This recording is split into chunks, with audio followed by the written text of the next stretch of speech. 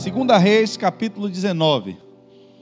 Segunda Reis 19, do verso 14 ao verso 19. Todos acharam?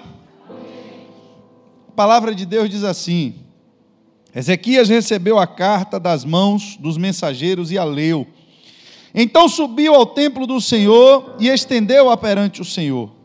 E Ezequias orou ao Senhor, dizendo: Senhor Deus de Israel, que reinas em teu trono, entre os querubins, só tu és Deus sobre todos os reinos da terra. Tu criaste os céus e a terra. Dá ouvidos, Senhor, e vê. Ouve as palavras que Senaqueribe enviou para insultar o Deus vivo. É verdade, Senhor, que os reis assírios fizeram de todas essas nações e seus territórios um deserto. Atiraram deuses delas no fogo e os destruíram, pois não eram deuses, eram apenas madeira e pedra moldadas por mãos humanas. Mas agora, Senhor nosso Deus, salva-nos das mãos dele, para que todos os reinos da terra saibam que só tu, Senhor, és Deus. Aleluia. Feche os seus olhos, Espírito Santo de Deus. Clamamos, meu Pai, mais uma vez a tua presença neste lugar, para que o Senhor possa falar com o teu povo por intermédio da tua palavra. Deus, traz, Senhor, nesse momento a compreensão exata daquilo que o Senhor precisa, meu Pai, ministrar na vida de cada um dos que aqui estão presentes. Eu peço ao Senhor, meu Pai, que nenhum pensamento nesse momento venha distrair ou roubar, meu Pai, aquilo que o Senhor tem para o seu povo nessa noite, mas que somente, meu Deus, a tua presença, meu Pai, possa compreender, meu Pai, todo este ambiente, todo este lugar. Que nenhuma interferência externa, Senhor, venha atrapalhar a ministração da tua palavra nesse momento, e que o Senhor traga as mentes cativas, meu Pai, ao entendimento da palavra de vida. É o que te pedimos em nome de Jesus. Queridos, eu gostaria de entrar nessa mensagem nessa noite, trazendo uma realidade, uma verdade espiritual sobre a sua vida. Tem lutas, tem batalhas e tem situações que nós enfrentamos, que não tem a ver só com quem nós somos como pessoa, mas tem a ver com o projeto de Deus através da sua vida. Há projetos de Deus, há coisas que Deus há de fazer através da minha, através da sua vida, que nem nós sabemos ainda, mas no mundo do Espírito já se manifestou. Há coisas que já foram liberadas e já foram decretadas no mundo do Espírito, mas que ainda não se tornaram conhecidas pelos homens. E por isso você vê muita coisa acontecer na sua vida. Você não sabe o que Deus vai fazer ainda através da sua vida, através da sua história, mas você pode compreender que de algum modo parece que as coisas para você são mais difíceis. Parece que para todo mundo dá certo, menos para você.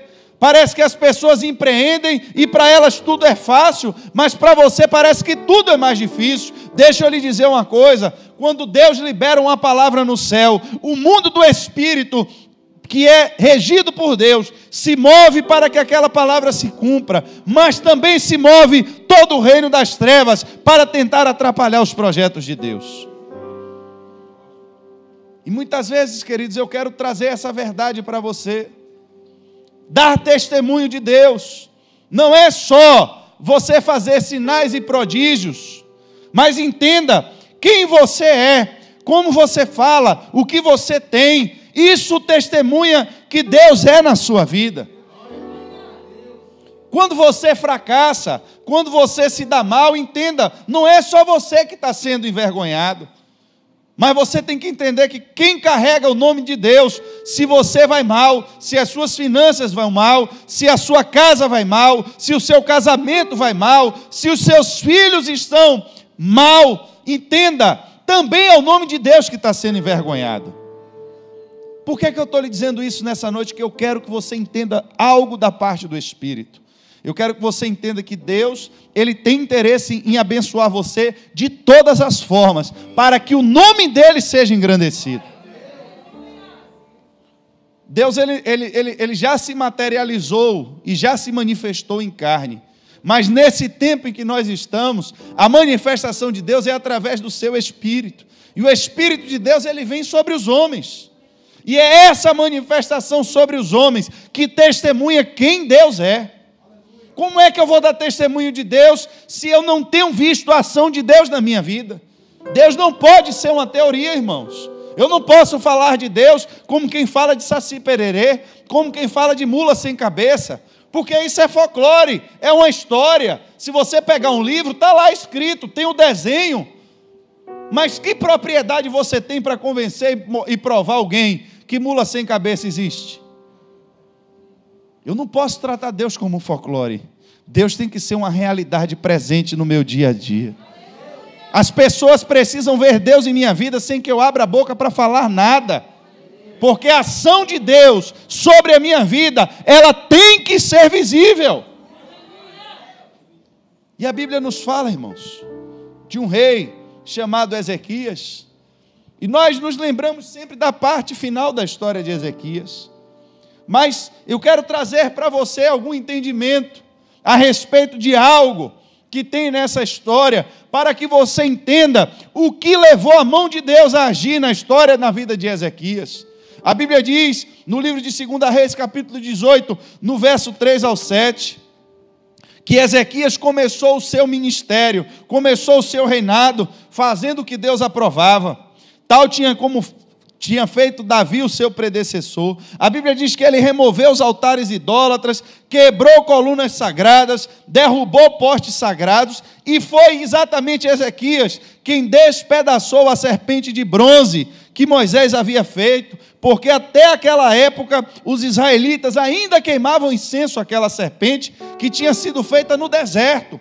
Ezequias entendeu que aquilo era idolatria, que aquilo também afrontava o Senhor, e ele começa uma reforma no seu reinado, demolindo, irmãos, tudo o que trazia e levava o povo a pecar. A Bíblia diz que Ezequias confiava no Senhor, e nunca houve ninguém como ele, entre todos os reis de Judá, nem antes e nem depois dele, que ele se apegou ao Senhor e não deixou de segui-lo, obedeceu aos mandamentos que o Senhor tinha dado a Moisés, e o Senhor estava com ele, era bem sucedido em tudo que fazia.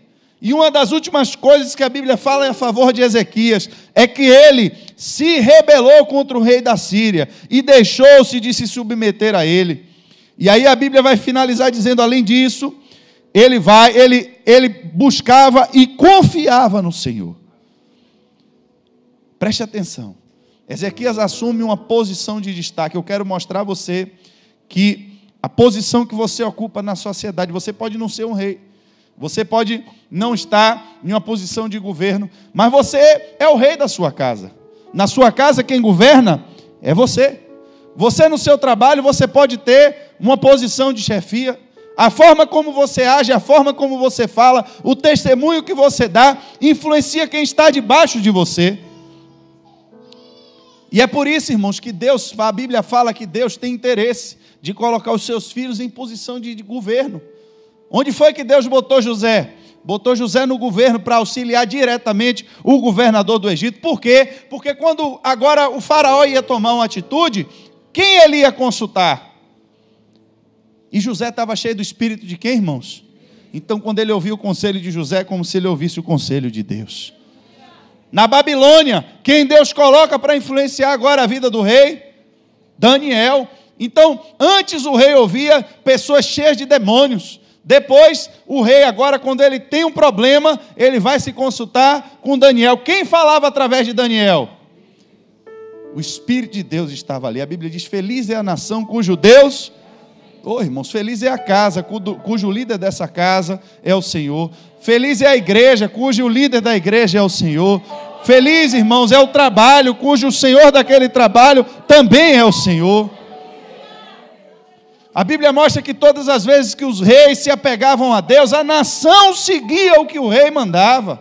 Mas todas as vezes que os reis se desviavam, a nação sofria, porque pecavam também contra o Senhor.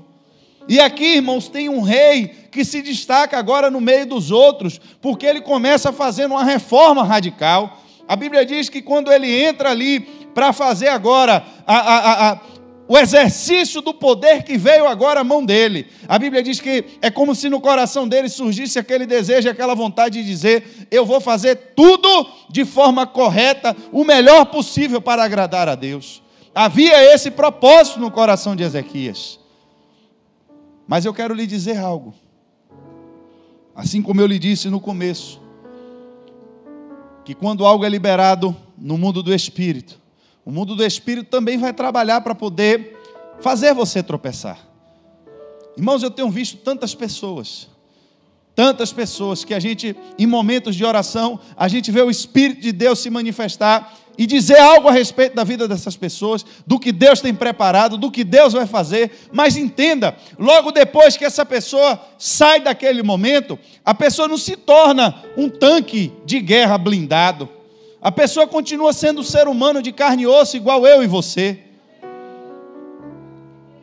Eu ministrava ontem ali, eu estava em um congresso e Deus me deu exatamente uma visão para trazer para aquela igreja dos 3 níveis de batalhas que nós enfrentamos e que nenhum exército é formado antes que cada parte daquele exército tenha que vencer a sua própria batalha individual.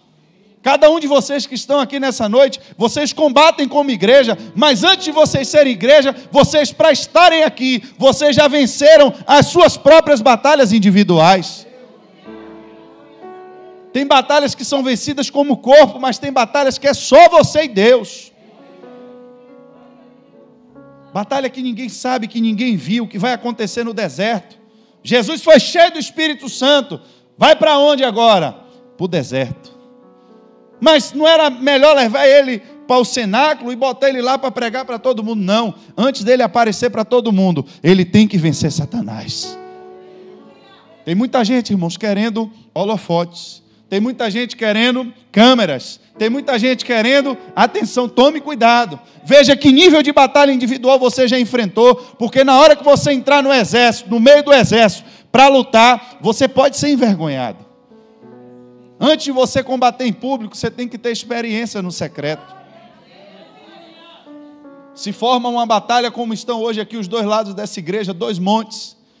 E no meio vale. A Bíblia diz que todo dia aqueles exércitos, meu irmão, cada um botava seus escudos, suas espadas, capacete, e aparecia um mais valente do que o outro. Só que ninguém tomava iniciativa, ficava todo mundo se testando, um de um lado e outro de outro. Até que alguém sai do meio daquele exército e diz: olha, não vai precisar a gente entrar em guerra não. Ao invés da batalha ser coletiva, já que está cheio de homem valente aí, para combater o exército de cá, mande só um. Vai ser eu e ele. E quem vencer aqui, está representando os 2 exércitos. Se ele me vencer, o exército aqui está todo vencido. Mas se eu vencer, aqui também está tudo derrotado. Irmão, você já entendeu a seriedade do desafio que Golias fez a Davi? Eu lhe pergunto, quantas vezes você está sozinho no seu trabalho? Quantas vezes você está sozinho no meio da sua família? Será que no mundo do Espírito não há um confronto e não há um desafio? Porque Satanás sabe que o seu testemunho no meio da sua família, no meio da sua casa, no seu trabalho, vai trazer frutos que nem você tem noção ainda. Entenda que a igreja está aqui reunida, mas quando você está sozinho, você representa toda a igreja. Sai um escândalo. O irmão fez e aconteceu. Ninguém quer saber que foi ele sozinho, não. Era crente. Foi o crente que fez. Diz que era crente. E é daquela igreja ali, ó. Aí vão passar na porta aí e vão apontar e dizer: todo mundo aqui dentro vai ser julgado pelo que você fez. Porque quando você está na sua batalha individual, você representa todo esse exército aqui. A sua queda, muitas vezes, representa a queda de muita gente, irmãos. Por isso que o espírito de Satanás, ele trabalha e não descansa para tentar destruir aqueles que estão fazendo a obra de Deus. E o fato de você ter decidido no seu coração firmemente fazer tudo o que agrada a Deus, entenda que um desses passos, assim como Ezequias tomou, a Bíblia diz que Ezequias, para viver agora esse novo tempo de Deus, ele teve que se rebelar contra o rei da Síria. Por que se rebelar contra o rei da Síria? Irmãos, entenda, se a gente pudesse imaginar isso hoje, em uma visão espiritual, entenda que quando você decide seguir a Cristo, quando você decide fazer a vontade de Deus, você está se revoltando contra o espírito de Satanás que escraviza os homens na prostituição, escraviza os homens na bebida, escraviza os homens na droga, escraviza os homens em todos os vícios e todas as suas fraquezas. O rei da Síria era exatamente esse rei dominador. E quando você diz, a partir de hoje eu não me submeto mais a Satanás, você está comprando guerra contra o inferno. Você passa a ocupar uma posição estratégica no reino de Deus. E você precisa estar preparado porque haverá guerra.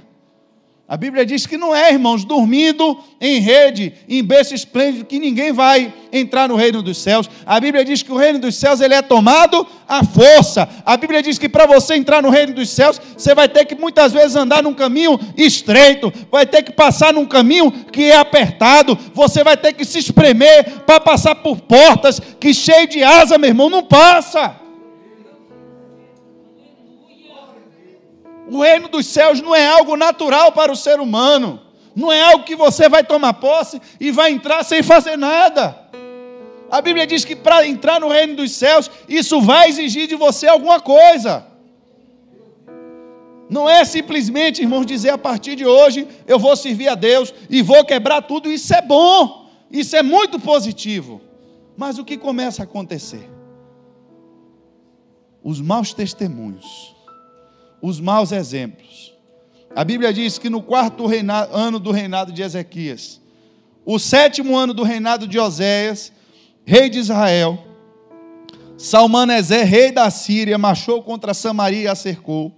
E ao fim de 3 anos, os assírios a tomaram. Assim a cidade foi conquistada no 6º ano do reinado de Ezequias e o 9º ano do reinado de Oséias, rei de Israel. Aqui eu vou lhe explicar algo para você entender o que é que a Bíblia está dizendo a mim e a você. Eu vou falar muito rápido. Se você depois tiver alguma dúvida, pesquise sobre o que eu vou lhe falar. Eu preciso lhe dizer só o suficiente para você entender o que estava acontecendo aqui. A Bíblia diz que Davi foi o rei de Israel que teve maiores conquistas no seu tempo e conquistou muitas cidades. O reino de Davi cresceu muito. Mas quando Davi morre, seu filho Salomão, ele não andou nos caminhos de Davi. E Deus disse a ele, olha, eu não vou tomar o reinado no seu tempo por amor a Davi. Mas quando você morrer, eu vou tomar as tribos da nação da mão de seu filho. Você sabe a história que aí vem o rei Jeroboão e o rei Roboão. Deus divide o reinado e ficam 10 tribos para o norte e 2 tribos para o sul. 2 tribos ficam exatamente com essa capital chamada Judá, que Ezequias era rei nesse tempo. E as outras 10 tribos, depois que o pai de Acabe assume, ele transforma Samaria na capital agora daquele reinado lá do norte. E a cidade mais famosa que nós temos como capital do reino do norte era Samaria. Era tudo Israel. Tudo povo de Deus. Estava dividido, mas todo mundo se considerava filho de Abraão. Essa guerra que você vê lá dos samaritanos com os judeus no tempo de Jesus, já foi exatamente por causa do que aconteceu aqui com o assírio. Não estou falando ainda de Babilônia e de Nabucodonosor, isso aconteceu depois. Mas Deus se enfureceu tanto com o seu povo, irmãos, pelo nível de pecado que estava, que a Bíblia diz que Deus entregou o seu povo à destruição. E o exército da Síria veio contra 10 tribos. O reino do sul tinha 2 tribos. O reino do norte tinha 10 tribos. E ele veio logo contra o reino maior. A Bíblia diz que ele tomou tudo, destruiu tudo, acabou com tudo. No 4º ano de Ezequias. Você vê, ele marchou. A Bíblia diz que ele conquistou a cidade de Samaria, conquistou o reino, pegou todos os judeus que viviam ali, todos os descendentes de Abraão e mandou todo mundo deportado e trouxe estrangeiros e botou para morar naquela região. É por isso que no tempo de Jesus os samaritanos não se batiam com os judeus. Por quê? Porque eles vieram de outras nações, com outros costumes, adorando outros deuses, eles tinham alimentação diferente, eles não seguiam os costumes do judeu, eles eram considerados como pessoas estrangeiras, é por isso. Mas estavam dentro do território que pertencia ao povo de Deus. Muitos depois voltaram do exílio, ocuparam as suas terras, mas já houve uma miscigenação naquele lugar. E aí está Ezequias, que decidiu servir a Deus. 4 anos depois que ele tomou essa decisão, acabou com os altares idólatras. Quando ele olha para seu vizinho, o que é que ele vê? Na cabeça dele, é povo de Deus, mas Deus não livrou eles. E o que foi que os assírios fizeram? Vieram, meu irmão, e destruíram tudo. Se ele era maior do que eu e aconteceu isso com ele, o que é que vai acontecer comigo? Irmãos, deixa eu te falar uma coisa. Você não pode se medir por ninguém. A sua comunhão com Deus, quem tem que prestar conta dela com Deus é você. Às vezes nós vemos situações acontecer com as pessoas que não cabe a nós julgar o nosso irmão. Por quê? Porque pode acontecer duas coisas ao contrário. Você pode ver o seu irmão sofrer, passar por alguma situação difícil, e você pode julgar dizendo que ele está em pecado. Se Jó fosse membro dessa igreja, você ia dizer o quê? Um homem que era rico, da noite para o dia, tanta desgraça acontece na vida desse cara em tão pouco tempo. No mesmo dia o cara perde os filhos, perde os bichos, perde as terras, perde tudo, e para melhorar, pouco tempo depois ainda fica doente. Você diz, meu irmão, esse homem aprontou alguma coisa pesada. Foram que os amigos dele disseram, meu filho, confessa, meu irmão, logo, diz logo o que foi que você fez, porque não tem lógica o que está acontecendo com você. É a nossa visão humana. Mas, irmãos, pode acontecer o contrário. Você pode ver alguém está sendo abençoado, alguém recebendo bens e crescendo, e você olhar e dizer, rapaz, ali é a bênção de Deus. E de repente, irmãos, pode não ser. Pode não ser. Qual é o mais seguro para mim e para você? Mantenha o seu relacionamento com Deus. Busque viver, irmãos, da forma que a Bíblia lhe ensinou a viver. Se seu irmão do lado, irmãos, estiver caindo, ajude, bote, estenda a mão, mas não julgue, não termina de empurrar para baixo. Por quê? Porque às vezes aquela pessoa está enfrentando níveis de luta e batalha que nem eu e você sabemos. Eu não sei porque Deus está direcionando a isso, mas eu vou dar esse exemplo. Eu, uma época, participava de um ministério e tinha uma pessoa que sempre chegava atrasada. Ministério de louvor é uma bênção, né? Sempre chegava atrasado, mal-humorado. O líder às vezes falava alguma coisa, ele se danava, jogava as baquetas para cima, saía revoltado. E a vontade que a gente tinha era de pegar ele e quebrar no pau. A vontade que tinha era essa mesmo. O espírito que segurava a gente ali, mas um cara aparentemente rebelde, revoltado.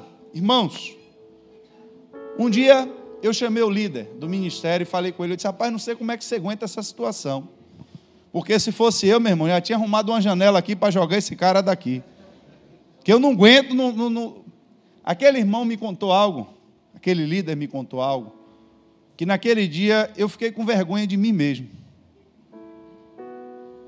Muitas vezes, irmãos, nós que somos líderes, eu ministrava isso para o pessoal do louvor, nessa última viagem que nós fizemos a Jequié. Vamos passar alguma direção para a igreja que nós não podemos explicar os detalhes do porquê. Porque tem assuntos, tem situações que chegam até nós que nós não podemos e não vamos fazer isso, abrir a vida de ninguém. Não vamos contar o que se passa naquilo que as pessoas confiaram a nós. Mas às vezes vamos tomar posições de direcionamento que você que está de fora, mas como é que o pastor está tratando isso dessa forma? Porque quem vai lhe contar a versão, vai lhe contar a versão do jeito dele. Vai lhe contar a história pela visão dele. Não vai lhe contar a verdade do que está acontecendo. E muitas vezes nós que estamos à frente de trabalhos, estamos à frente da obra de Deus, vamos ter que tomar posturas, vamos ter que nos posicionar de acordo com verdades que por mais que vocês julguem, achem que a gente está agindo errado, nós não precisamos nos justificar pela atitude que tomamos, sabendo que estamos agindo corretamente em Deus. E aquele líder me disse, você sabe com quem esse rapaz mora? Eu disse, não, senhor, não sei não. Pois bem, eu não gosto de estar expondo a vida de ninguém, mas eu estou vendo que você quer ajudar ele. E eu vou lhe contar quem esse rapaz é.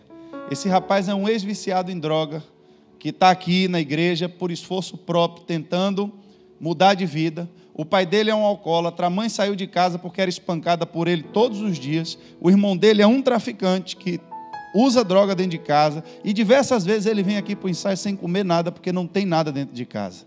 E quando ele chega em casa, é o irmão dele chamando ele de frouxo, porque ele não quer entrar no tráfico, e o pai chamando ele de vagabundo, porque ele não consegue mais arrumar emprego, porque no bairro as pessoas já rotularam ele como envolvido no tráfico. E ele ainda luta todos os dias para vir para aqui, muitas vezes com fome, para poder tocar o instrumento dele junto com vocês. Irmãos, quando eu ouvi aquela história,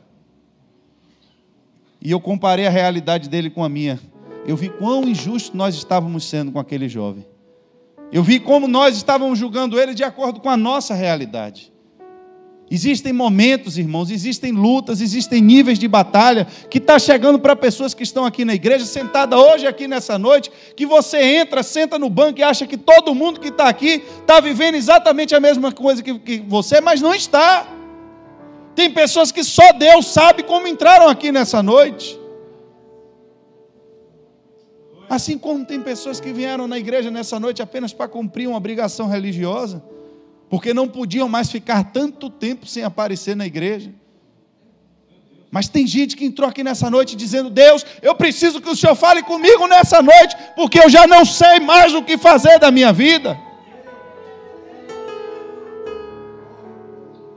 E Ezequias, irmãos, quando começa a olhar para o lado, ele começa a ver agora aquele inimigo que ele desafiou, aquele inimigo que ele disse: eu não vou mais me render a você. Ele começa a ver agora aquele inimigo agir destruindo vidas. E vem agora sobre a vida dele, irmãos, o medo. Vem agora sobre a vida dele a dúvida: será que eu tomei a decisão certa? Será que eu agi certo? 10 anos depois que Samaria foi invadida e que o rei assírio levou tudo, a Bíblia diz que agora, no 14º ano de Ezequias, se a invasão de Samaria foi no 4º, então 10 anos depois, o rei Senaqueribe, agora rei da Síria, atacou todas as cidades fortificadas de Judá e as conquistou. Presta atenção, Ezequias estava lá, olhou para o vizinho e viu, era crente, estava uma bênção, mas irmão veio ali e levou. Veio o problema na vida dele e Deus não salvou. Veio a situação e ele sucumbiu. Será que o que eu estou fazendo aqui diante de Deus vai dar certo mesmo? Será que a minha fé, irmãos, é o que eu estava falando com vocês aqui nesse instante, não julgue a vida de ninguém, olhe a sua com Deus, é a sua fé com Deus que importa. Às vezes tem coisas acontecendo na vida daquela pessoa, que é o trabalhar de Deus na vida dela, pode ser pecado, mas pode não ser. Ali Deus estava permitindo que o exército invadisse a cidade de Samaria, porque a cidade estava mergulhada em todo tipo de pecado.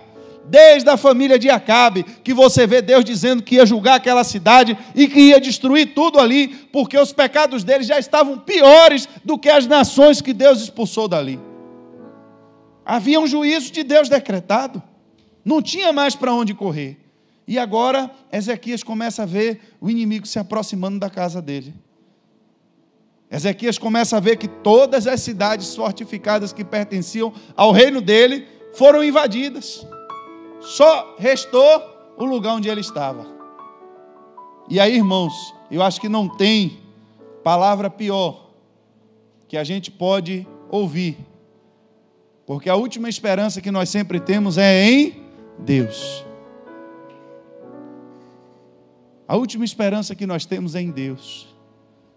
E se nós ouvíssemos uma palavra de que nem Deus vai nos socorrer, o que é que você acha que você faria?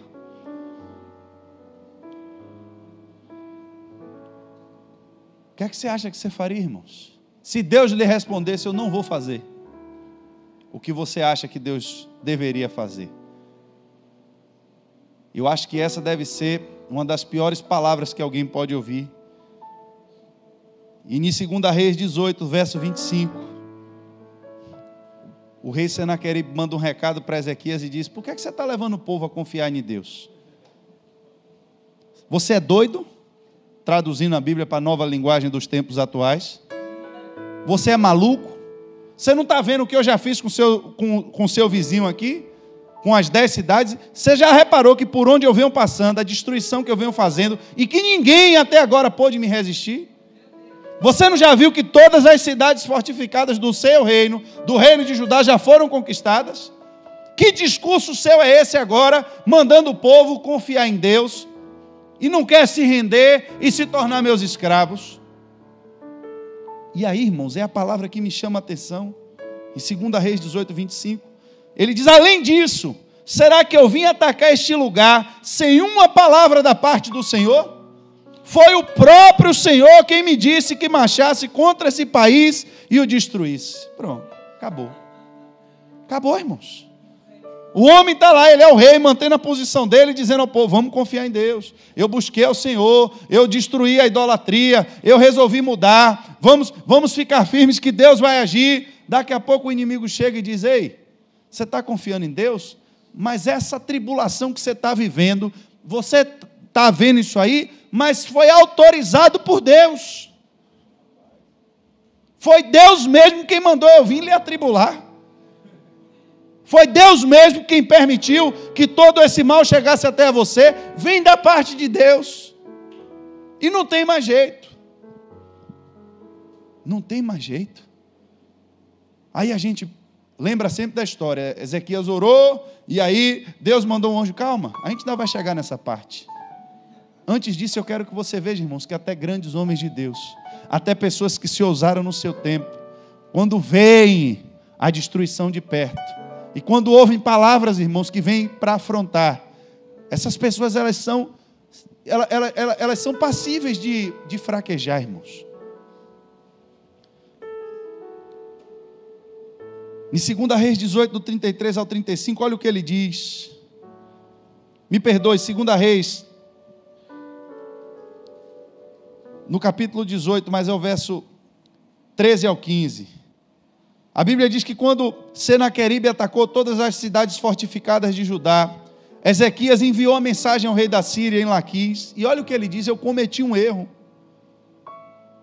Pare de me atacar e eu vou pagar você tudo o que você exige. E o rei da Síria cobrou de Ezequias 10,5 toneladas de prata, e 1.050 quilos de ouro.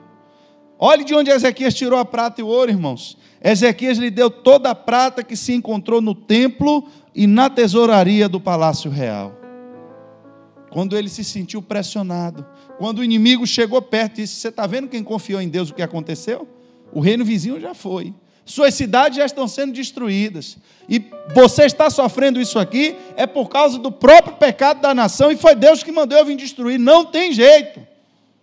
Ezequias disse: meu irmão, então eu cometi um erro. Eu vou lhe entregar o que é de Deus. Irmãos, nunca acredite no inimigo. Nunca se entregue ao inimigo. Porque, irmãos, o diabo é mentiroso. Ele chegou para Jesus e disse: eu vou lhe dar aqui a nação toda, eu vou lhe dar o mundo todo se você me adorar. Que garantia tem que aquilo ia ser verdade? Uma coisa eu lhe garanto, que se Jesus se ajoelha diante dele, o ato já estava consumado. E se depois Satanás dissesse: eu não vou lhe dar nada mais, vai fazer o quê? Ele vai cobrar a palavra de Satanás, que é o pai da mentira? O diabo é mentiroso, irmãos. Muitas vezes o diabo traz lutas na nossa vida, traz batalhas na nossa vida, traz dificuldades na nossa vida e nos mostra uma única saída. Qual é a única saída que o diabo nos mostra? Me entregue o que é de Deus. Você começa a entregar o seu tempo, que era de Deus. Você começa a entregar o seu ministério, que era de Deus. Você começa a entregar a sua adoração. Eu não vou mais fazer, pode ficar tranquilo, Satanás, não me perturbe mais, não mexa mais nas minhas finanças, que eu estou disposto agora a trabalhar 24 horas por dia. Irmãos, preste atenção. Eu estou dizendo a você que eu não estou falando de coisas fáceis, mas eu estou dizendo que o seu testemunho, as guerras que você trava na sua vida, elas dão testemunho de quem Deus é na sua vida. E quando você começa a viver tempos de derrota, quando você começa a viver tempos de problemas na sua vida, as pessoas que estão do seu lado estão acompanhando. Cadê você, irmãos, que estava na igreja? Ô, meu irmão, você sabe, né? O negócio apertou aí, o inimigo já me oprimiu. Eu vi um irmão lá na igreja que começou a dizer que confiava em Deus, e o cara agora está passando fome aí, meu irmão. Eu tenho cuidado do que é meu. É assim ou não é, irmãos? Eu vi um irmão lá, meu irmão, pregar e dizer que era isso, que era aquilo. Hoje o cara aí, meu irmão, perdeu o emprego, a família está passando. Você sabe lá o que é que esse cara andava fazendo? Eu já vi tanta gente preguiçoso aí, irmãos, que não quer trabalhar e fica inventando história para poder botar a culpa em Deus de seus problemas. Eu estou falando de coisa séria, não estou falando de molequeira, não. Gente vagabundo que não quer fazer nada, não quer saber da hora do Brasil. E aí está fazendo o quê, irmão? Estou esperando a dispensação de Deus. Estou esperando o meu chamado. Irmãos, Deus nunca chamou ninguém desocupado e vagabundo. Toda vez que Deus chama alguém, está cheio de trabalho, cheio de ocupação. E quando não tem o que fazer, o cara ainda está procurando. Está fazendo o quê, Gideão? Meu irmão, estou dando um jeito aqui de malhar trigo aqui no lugar de uva, porque no outro lugar não deixa eu trabalhar. Eu vim trabalhar escondido. Então é esse mesmo que trabalha escondido que eu quero. Não se compare, irmãos, com gente, porque eu estou lhe dizendo, você não conhece o coração de ninguém. Só quem conhece o coração das pessoas é Deus. E Deus tem uma relação individual e pessoal com você. Mas para aquele irmão não deu certo. Ele foi fazer e disse que ia viver da obra, saiu daqui. Será que ele foi viver da obra de coração mesmo? Ou ele não queria mais trabalhar? Como é que você vai saber? Eu conheci um cidadão uma vez que disse que ia fazer uma obra. Mas ele fez uma obra mesmo, viu? Mas daquelas obras bem atribuladas. O cara brigou com a mulher, irmãos, por causa de uma decisão que a mulher tomou. E a forma dele se vingar da mulher foi dizer ao pastor dele que ele queria fazer missões. E se mandou para o campo missionário para largar a mulher em casa. O pastor não sabia de nada. Achou que o cara estava vindo de coração puro, verdadeiro, querendo fazer algo. Mandou o homem para o campo missionário. Depois que ele fez as pazes, meu irmão, com a mulher dele, aí o cara mostrou lá quem ele era, roubou, aprontou, escandalizou, os filhos dele passou o sarrafo nas meninas, tudo de lá do lugar onde estava, roubando gente pobre. Por quê? Porque nunca teve, irmãos, compromisso com Deus. Aquela voluntariedade toda para servir a Deus, é porque ele não queria ficar em casa com a mulher. É eu e você que sabemos a motivação do coração das pessoas? Sabemos não, irmão. Eu sei a minha, você sabe a sua. E você precisa desenvolver isso, o seu relacionamento com Deus. E nunca julgue, irmãos, que você tomou uma decisão errada, quando as circunstâncias ao seu redor parecem querer lhe mostrar isso.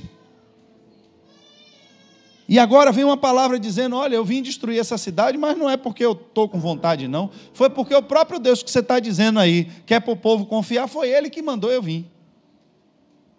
E aí Ezequias diz, então eu acho que eu cometi um erro mesmo. Esse negócio de ser crente demais, tinha alguma coisa errada, eu sempre soube. Eu logo vi que esse negócio de buscar Deus assim, né? E estar orando, e lendo Bíblia o tempo todo, eu sabia que esse negócio uma hora não ia dar certo. Então eu acho que eu cometi um erro.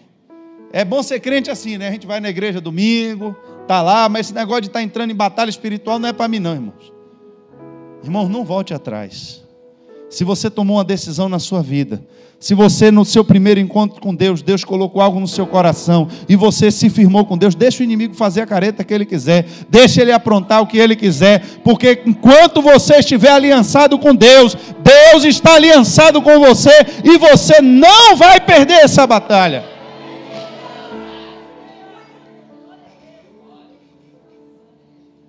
Mas agora o que é que eu faço se eu estou ouvindo a palavra que foi o próprio Senhor que mandou o inimigo vir?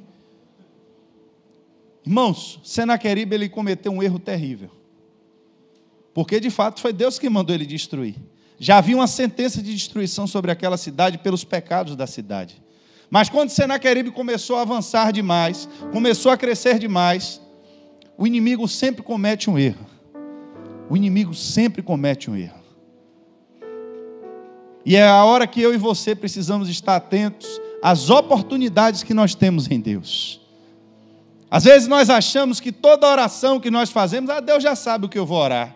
Deus já sabe o que eu vou falar. Eu quero lhe mostrar que não.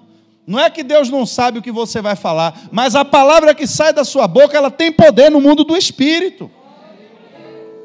E que você precisa ter agora a sua sabedoria para orar a Deus e saber o que você vai dizer a Deus. Ô Senhor, se o Senhor quiser me livrar, o Senhor me livra, se o Senhor não quiser, amém. Irmãos, preste atenção, olha o que Senaqueribe disse aqui. Será que o Deus de alguma nação conseguiu livrar a sua terra das mãos do rei da Síria? Onde estão os deuses de Amate e de Arpade?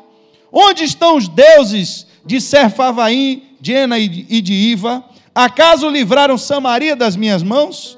Qual dentre os deuses dessas nações conseguiu livrar sua terra do meu poder? Como, olha irmão, isso aqui foi que matou ele. Como então o Senhor poderá livrar Jerusalém das minhas mãos?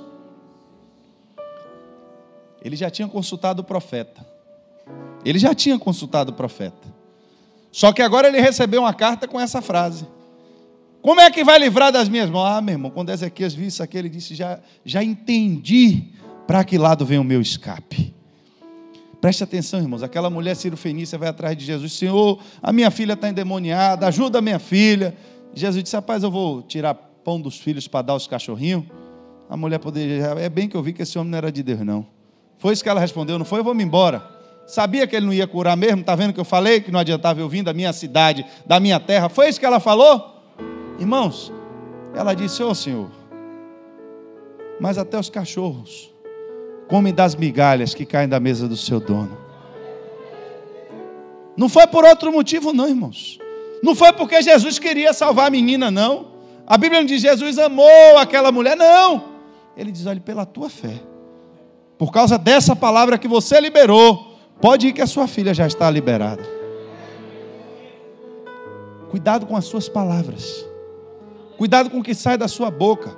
E nem em outro momento, não é quando você estiver orando, quando você estiver falando com Ele. Tem gente, irmãos, que começa com aquele negócio de ó céus, ó terra, ó vida, todo inferno está contra mim, a igreja está contra mim. Irmãos, a Bíblia diz: de que é que o homem se queixa? Por que aquela cidade estava sendo destruída? Por causa dos seus próprios pecados. Só que na frente daquela cidade agora tinha um homem de Deus. Era o super-homem? Não, irmãos, era alguém que tinha medo também, era alguém que tinha suas falhas, era alguém que tinha os seus erros, mas ele não desistiu da batalha. Fraquejou, entregou o ouro da casa de Deus, mas quando ele viu que o inimigo não ia embora, meu irmão, ele disse: só tem um caminho. Não espere, irmãos, o inimigo levar tudo seu para você ir buscar a Deus. Não espere ele destruir tudo para você buscar a Deus. Quando ele entendeu, irmãos, agora que Senaqueribe disse uma palavra: como então o Senhor poderá livrar Jerusalém das minhas mãos? Ele disse: agora eu já sei o que eu vou falar. Agora eu descobri. Senhor, a Bíblia diz, Ezequias subiu no templo do Senhor, estendeu perante o Senhor a carta, e olha o que ele disse, foi o texto que a gente leu: Senhor Deus de Israel, que reinas no trono entre os querubins, só Tu és Deus sobre todos os reinos da terra. Tu criaste os céus e a terra, e dá ouvido, Senhor, e vê as palavras que Senaqueribe enviou para insultar o Senhor. Tem nada a ver comigo, mas o problema não. A cidade eu sei que o Senhor já mandou destruir. Ele mesmo já falou com a boca dele, quem mandou destruir foi o Senhor. Mas preste atenção, o que ele está dizendo agora é a respeito do Senhor. A cidade já está, eu já dei aqui como derrotado, mas o Senhor vai deixar que o seu nome seja profanado? Os outros deuses eu sei que eram deuses de madeira, deuses de pedra, mas eu quero que o Senhor nos salve agora, para que todos os reinos da terra saibam que só o Senhor é Deus em Israel.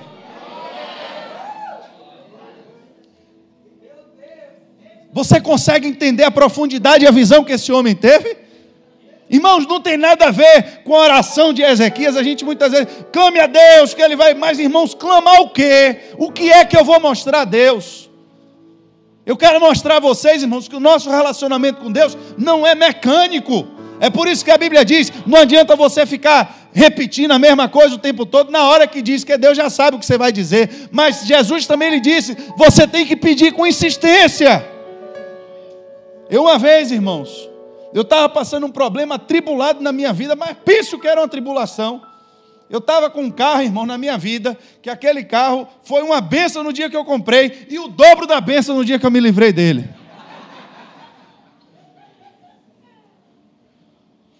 Aquele carro, irmãos, começou a dar problema de tudo que é jeito que você possa imaginar.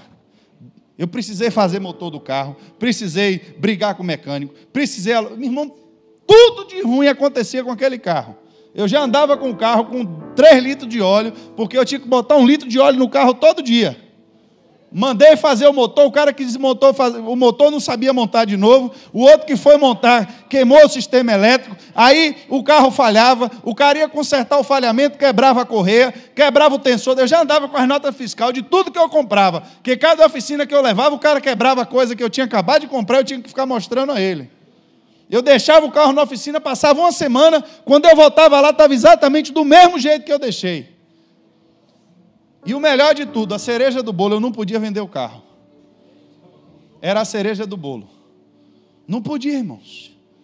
Porque o carro não estava no meu nome. Quando eu comprei esse carro, eu não tinha renda para comprovar. Quem comprou o carro para mim foi meu pai. Na época, a empresa estava com um negócio lá do Simples, que tinha que sair de um Simples, e não sei que bloqueou os bens de todos os sócios. O nome de meu pai estava no meio. Eu não podia vender o carro. Irmãos, um dia, eu tirei o carro da oficina. Eu ia para a igreja.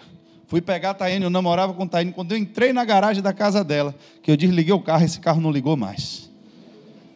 Saiu de lá rebocado, para a oficina de novo. Eu me lembro que no outro dia, irmãos, aquele dia eu fiz uma oração sincera diante de Deus. E eu disse: Deus, eu não estou pedindo ao Senhor um carro para poder as pessoas verem que eu tenho um carro. Eu não estou pedindo ao Senhor um carro para que eu ande na rua e cause inveja nas pessoas. O Senhor sabe a necessidade que eu tenho de ter um carro. Eu vou para a tua igreja e não tenho faltado um culto durante esse mês. Todos os cultos, eu morava, meu irmão, em Vilas do Atlântico, congregava aqui em Pau da Lima. Eu vinha para a igreja 5 vezes na semana.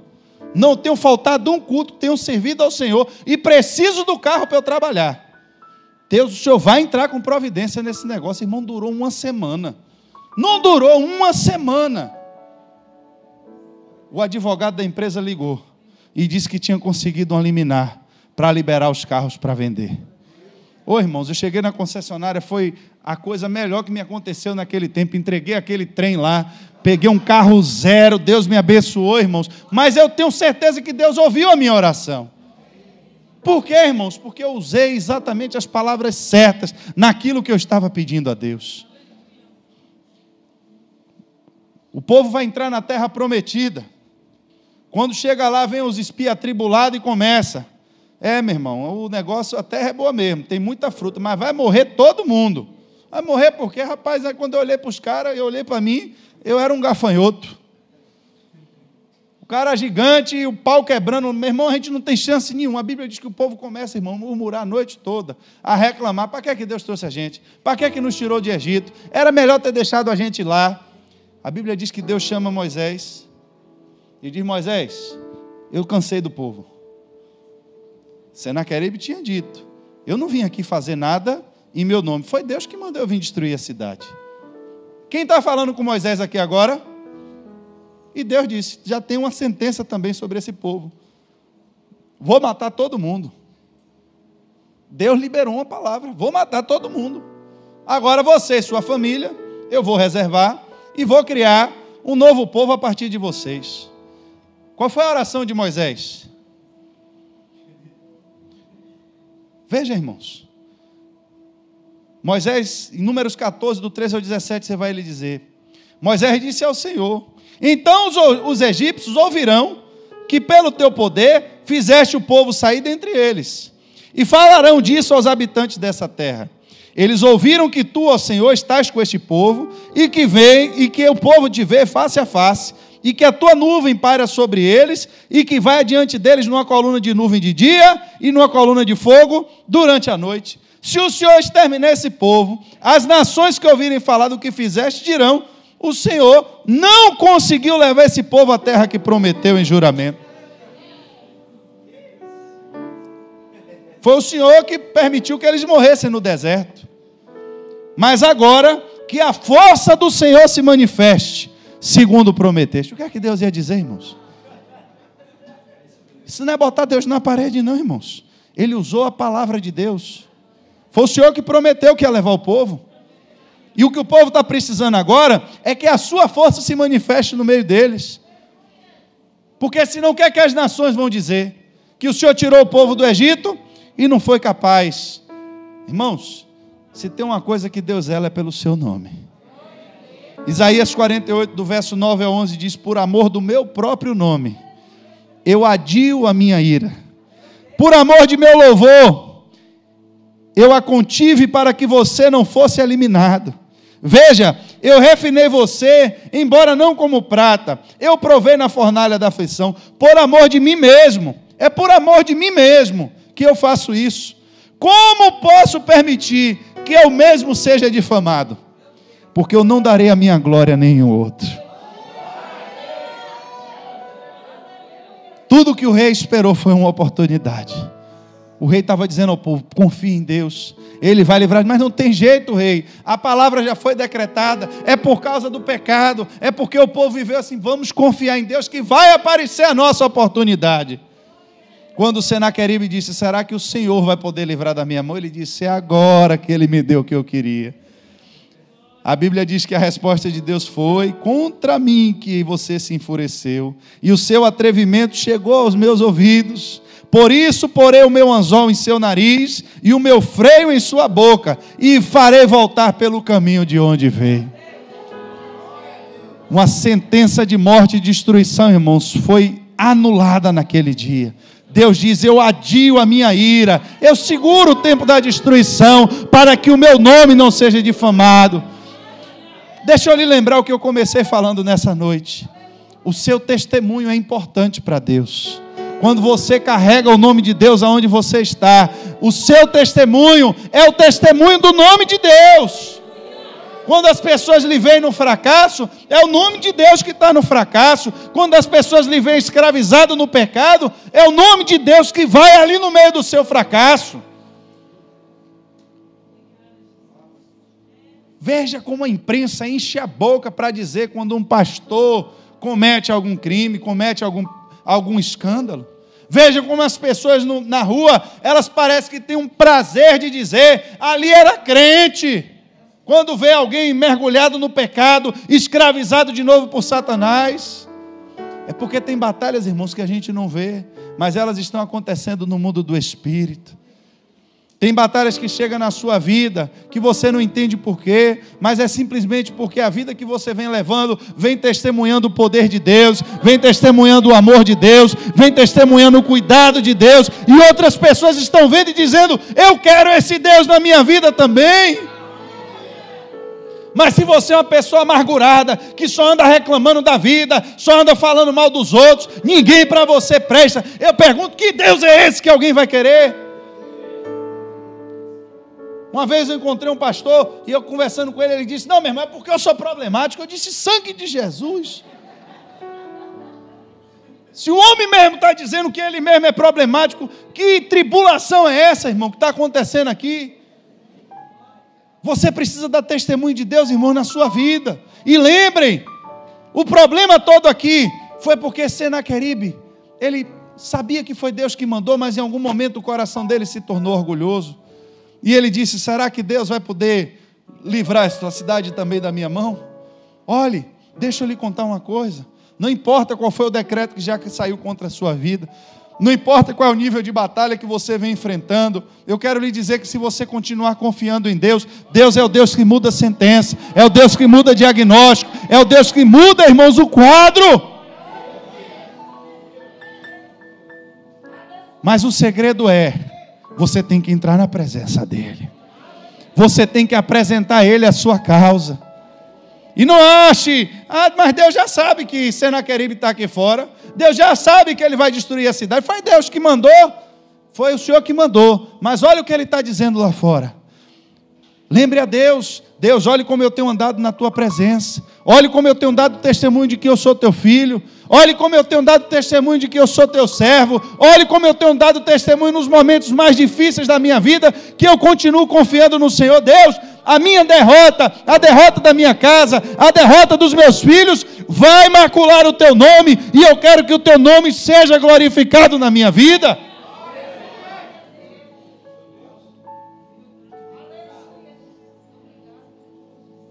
Quando você prospera, irmãos, que você glorifica o nome do Senhor, as pessoas estão vendo. Quando Deus traz a bênção dele sobre você, e você diz de onde veio a sua bênção, as pessoas estão vendo. A Bíblia diz que Deus tem interesse em abençoar os seus filhos, para que o nome dele seja glorificado.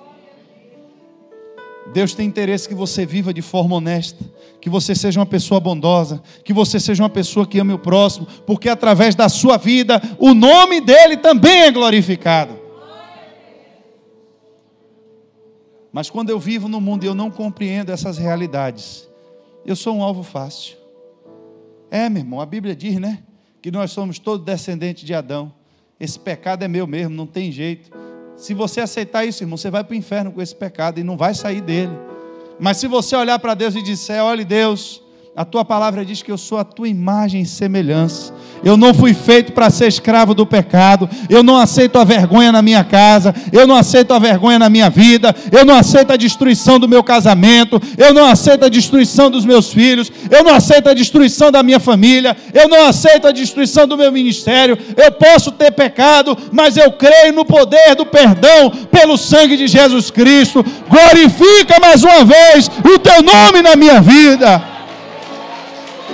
Oh, recandele com a labassuri andere baixandele com a labassuri.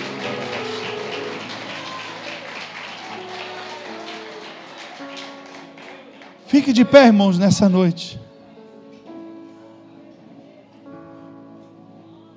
O crente começa a vencer quando ele tem agora respaldo para chegar diante de Deus. Porque eu entendo que eu não me aproximo mais de Deus por mim mesmo, mas eu me aproximo agora de Deus pelo amor do seu Filho Jesus.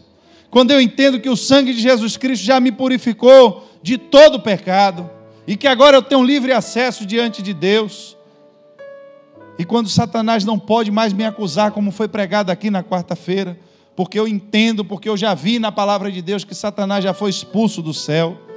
Quando eu entendo que agora eu posso usar o nome de Jesus contra ele.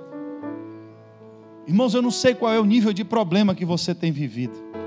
Não sei aonde é que o inimigo está lhe atacando, mas uma coisa eu quero lhe dizer: se você é alguém que tem se posicionado em Deus, que tem buscado fazer a obra de Deus, irmãos, se prepare, porque o inimigo ele vai aparecer. Porque quando você disse um dia: eu não sou mais escravo do pecado, o dono do pecado, irmãos, que é Satanás, ele vai vir querer lhe tentar. Porque a Bíblia diz que ele deixou Jesus no deserto, esperando agora uma ocasião oportuna. Davi sai para a guerra. Quando ele volta, a sua família tinha sido levada pelo inimigo.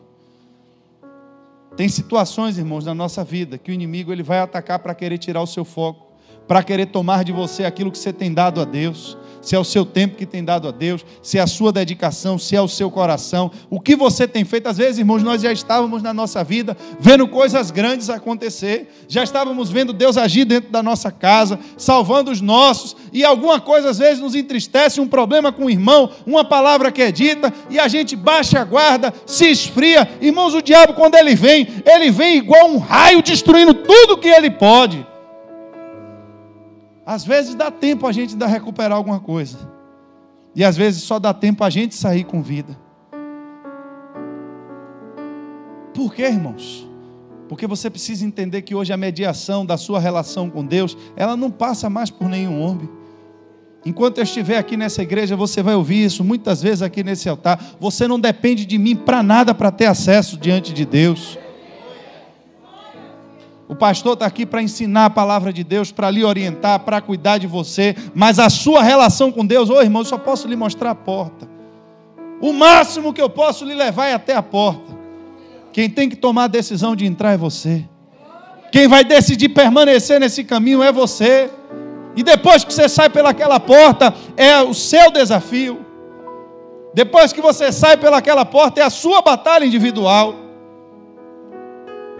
E às vezes a gente está assim na nossa vida, vendo áreas crescer, fazendo prova de Deus, e vendo Deus agir, e vendo coisas avançando, e de repente um golpe de Satanás vem, tira o nosso foco, e a gente se esfria, a gente deixa de buscar Deus com o mesmo ânimo, deixa de buscar Deus com a mesma verdade, com a mesma sinceridade. Por quê? Porque alguém está de fora dizendo: olha, ele está dizendo para você confiar em Deus, mas não confie não. E às vezes a nossa fé, irmãos, ela vai sucumbindo diante do problema. E aí o diabo sabe às vezes o nosso ponto fraco e usa alguém para bater exatamente ali. E a gente vai se afastando de Deus, vai ficando frio, vai deixando de ter o relacionamento. Quando a gente pensa que não, o diabo já entrou em casa e já destruiu todo mundo. Já levou uns com ele e está rondando, tentando buscar outros. Irmãos, nessa noite eu estou lhe convidando para entrar na presença de Deus. Eu estou lhe convidando para você abrir os seus olhos espirituais e enxergar qual é a palavra de vitória que você vai dizer a Deus, para que Ele libere nessa noite a salvação dos seus filhos, a libertação da sua casa, a libertação das pessoas que você ama, a vitória sobre o pecado, a vitória sobre os vícios. Irmãos, que palavra é essa?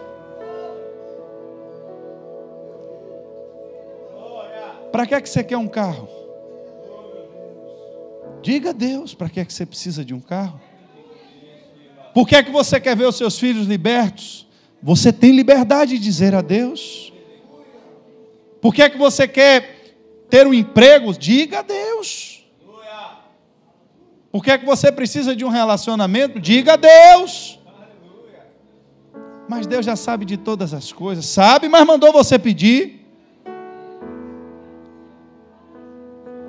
Você conhece a palavra de Deus para entrar diante da presença dEle e orar e dizer: Senhor, o Senhor prometeu que ia tirar esse povo do Egito e ia levar ele para a terra. Eu sei o que o Senhor falou. E agora, se o Senhor não cumpriu o que o Senhor disse, a culpa não vai ser do povo.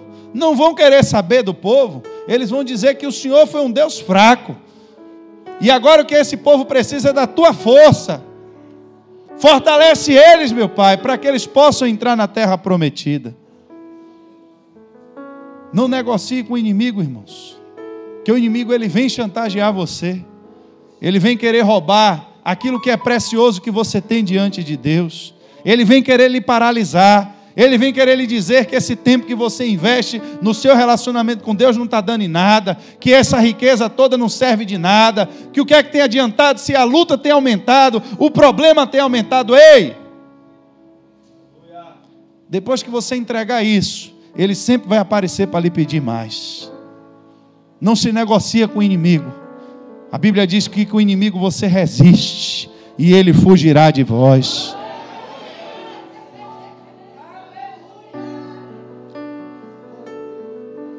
Não perca a esperança, irmãos. Não perca a esperança. Porque Deus sempre vai agir em favor do seu povo. Deus sempre vai agir em favor daqueles que invocam o seu nome. Mas como é, pastor? Deus disse que ia destruir a cidade de Nínive em 40 dias, foi. E como é que ele se arrependeu? Ele não se arrependeu, a cidade de Nínive foi destruída. Senão você teria Nínive ainda no mapa aí. Cadê a cidade de Nínive? Foi destruída. Foi, pastor? Foi, mas não naquela geração. Os 40 dias de Deus, assim como Deus disse ao profeta, você vai chegar na cidade e vai dizer, mais 40 dias e a cidade vai ser destruída. O profeta entrou na baleia, saiu da baleia, foi para o mar, pega navio, sai de navio, mas quando ele chega na cidade, a palavra ainda era a mesma. É daqui a 40 dias ainda que a cidade vai ser destruída. O tempo de Deus só ia começar a contar quando o profeta anunciasse a palavra. Quando o povo ouviu a palavra, a Bíblia diz que todo o povo se humilhou. Até os animais fizeram jejum. Só para você saber, Nínive era a capital da Síria. Esse rei Senaqueribe que veio de lá, era exatamente aquela cidade que Deus estava dizendo que ia ser destruída. A cidade de Senaqueribe. Senaqueribe não era o rei naquele tempo, mas Deus disse, mais 40 dias e a cidade vai ser destruída. A cidade disse, Senhor, nós acreditamos na tua palavra, nos arrependemos dos nossos pecados e nos humilhamos diante de ti. Vai esperar todo mundo morrer para os 40 dias começar a contar de novo. Porque a Bíblia diz que Deus adia a sua ira por amor do seu próprio nome. Tem coisas, irmãos, que estão aí para acontecer, nós sabemos. Vai se manifestar o anticristo. Vai, Senhor, mas que não seja no meu tempo. Que não seja na nossa geração. Nós resistimos ainda ao inimigo pelo poder do Espírito Santo. E queremos ainda as almas das pessoas que estão aí fora. Espírito Santo de Deus. Estamos nessa noite, meu Pai, diante da tua presença.